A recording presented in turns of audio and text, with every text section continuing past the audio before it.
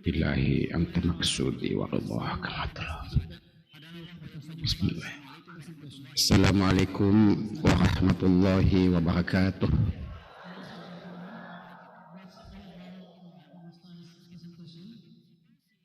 Para peserta seminar internasional yang insya Allah dirahmati Allah Subhanahu wa Ta'ala, terkhusus penghargaan saya kepada Bapak Rektor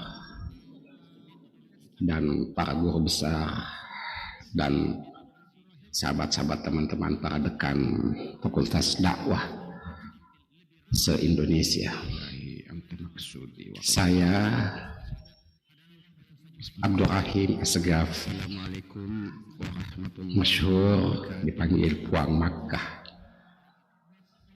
Hubungan dengan Syekh Yusuf rahimahullah serta seminar internasional, saya mendapat ijazah bai'ah dan selaku pelanjut dakwah beliau dari mursyid saya, Syekh Jamaluddin.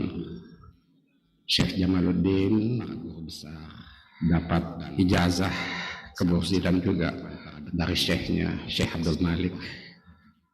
Syekh Abdul Malik dapat ijazah dari mursyidnya Syekh Ibnu Hajar. Syekh Ibnu Hajar dapat ijazah dari mursyidnya Syekh Hasan. Syekh Hasan dapat ijazah dari mursyidnya Syekh Ali. Syekh Ali dapat ijazah dari mursyidnya Syekh Zainuddin. Syekh Zainuddin dapat ijazah dari mursyidnya Syekh Abdul Ghaffar Waluddin. Syekh Abdul Ghaffar Waluddin dapat ijazah dari mursyidnya Syekh Abdul Majid Nuruddin Al-Khalwati. Kemudian Syekh Abdul Majid dapat ijazah dari mursyidnya Syekh Abu Said Al-Fadil Al-Khalwati. Syekh Abu Said dapat dari mursyidnya Syekh Abdul Basir Arafani Al-Khalwati. Syekh Abdul Basir dapat ijazah dari mursyidnya As-Sayyid Asy-Syaikh Maulana Yusuf Taj Al-Khalwati Al-Makassari rahimahullah. Annallah yu'li darajatin fil jannah wa yanfa'una bi barakatihim wa bi karamatihim wa bi ulumihim wa bi anwarihim fid din wal dunya wal akhirah insyaallah. Kemudian Syekh Abdul Majid dapat, saya diminta yang singkat-singkat saja, makanya saya tanya waktu sebab banyak pembicara. Abu Said Al-Fadil Al-Khalwati. Di hadapan saya ini bukan dari Fakultas Sejarah. Seandainya orang Fakultas Dakwah, saya akan bicara Syekh Yusuf. Bukan juga Fakultas Usuluddin, makanya saya tidak akan bicara Syekh Yusuf dalam sisi pemikiran. Tetapi saya berhadapan dengan para pemerhati yang habiskan waktunya untuk wilayah Fakultas Dakwah. Jadi dalam paradigma dakwah Syekh Yusuf,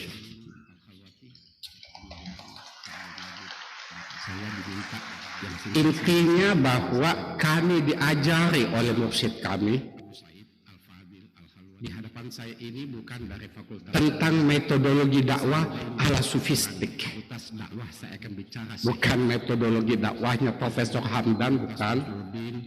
Memang beliau pakarnya psikologi komunikasi.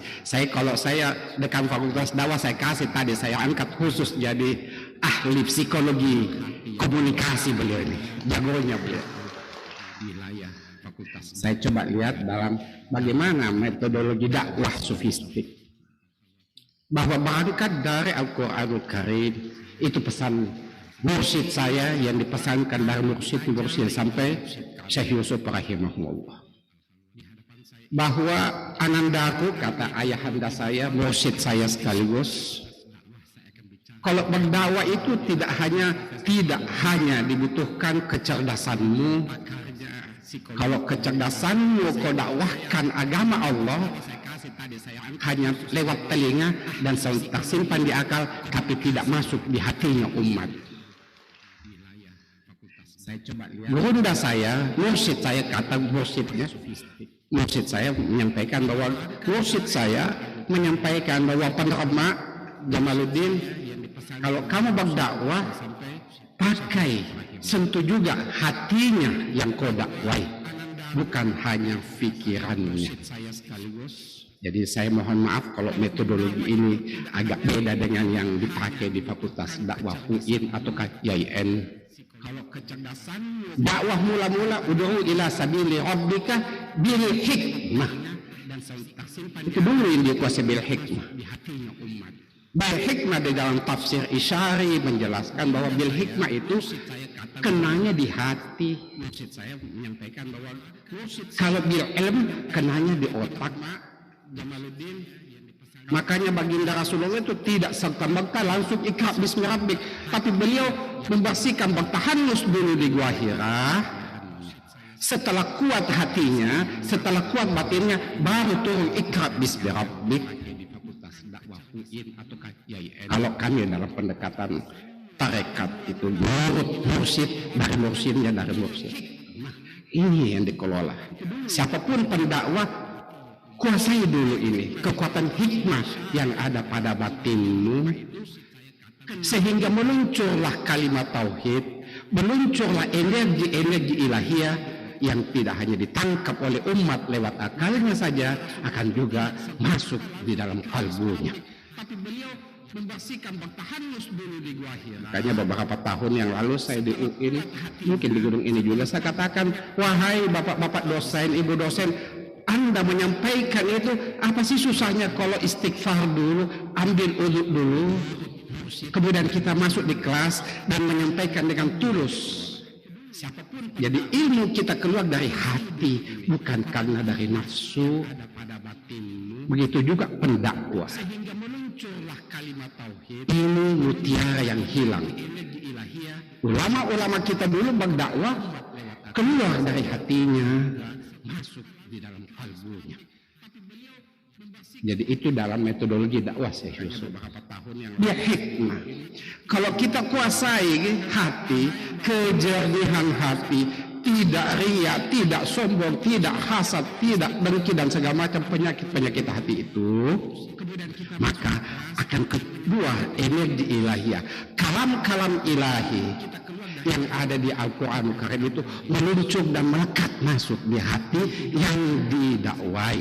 Itulah metodologi Syekh Yusuf rahimahullah, sehingga dia bisa menembus di mana saja, membawakan dakwahnya. Jadi itu tentang dakwah. Jadi kalau kita sudah kuasai bil hikmah, bil hikmah bisa tajam. Kalau kita zikir, kita banyak istighfar, kita banyak tahlil, tahmid, tadzkir, dengan tentunya bimbingan seorang syekh, maka akan keluar energi. Karena ada kaidah juga dalam ilmu tasawuf bahwa barang siapa tidak ada syekhnya, maka setan syekhnya. Fasyaihu setan.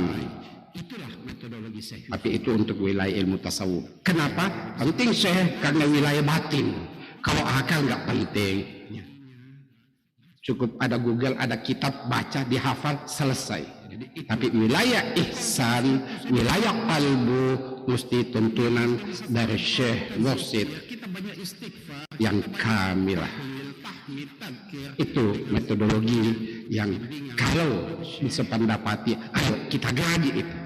Kita kaji itu, bahwa siapapun kita yang mendakwahkan dinul haq ini keluar dari hati yang kuat. Hati yang kuat itu mesti selalu diasah dengan zikir, dengan tahmid, dengan tahlil, dengan tadzkir, dengan sholawat. Cukup ada Google, ada kitab. Setelah kita kuat itu, maka kita perkuat juga akal kita dengan banyak membaca, belajar. Itulah yang dimiliki oleh Syekh Yusuf sebelum mereka melanglang buana mencari ilmu dan hikmah. Mungkin itu bisa dikembangkan, Prof. Jadi maaf sekali lagi, Prof, saya tidak bicara sejarah karena bukan fakultas adab. Yang pasti bahwa saya mohon sedikit juga Prof. Azumardi kalau masih dengar bahwa bukan Naqasabandi Yusuf, tapi Khalwatiyah Yusuf yang beliau dapatkan dari Syekh Abu Barakah Ayub Al-Khalwati. Maka kita perkuat juga. Ini tuh saya mohon maaf atas keterbatasan ilmu al-fakir ini. Semoga dakwah para ulama kita, dan sebagai penutup, ayo kita kaji ulama-ulama kita milik Indonesia yang para alim ini kalau kembali ke daerahnya masing-masing model dakwah mereka, karena kelihatan sekarang ada upaya untuk menghilangkan ulama-ulama terdahulu kita untuk kita ikuti. Kita kaji Syekh As'ad bin Abdul Aziz disingkan, kita belajar Syekh Abdul Rahman Abu Dalek, kita belajar ke Syekh Junaid Al-Baghdadi, Syekh Junaid, Syekh Yunus Martang, dan semua itu. Ini ada upaya, kelihatannya ingin digunting semua itu, seolah-olah tidak ada ulama masa lalu, dan kalaupun ada itu salah semua. Ayo, ini tantangan kita, karena ini milik kita, ini pusaka kita. Sekian, wa ilallahi tubdal umur. Wallahumma afiq. Assalamualaikum warahmatullahi wabarakatuh.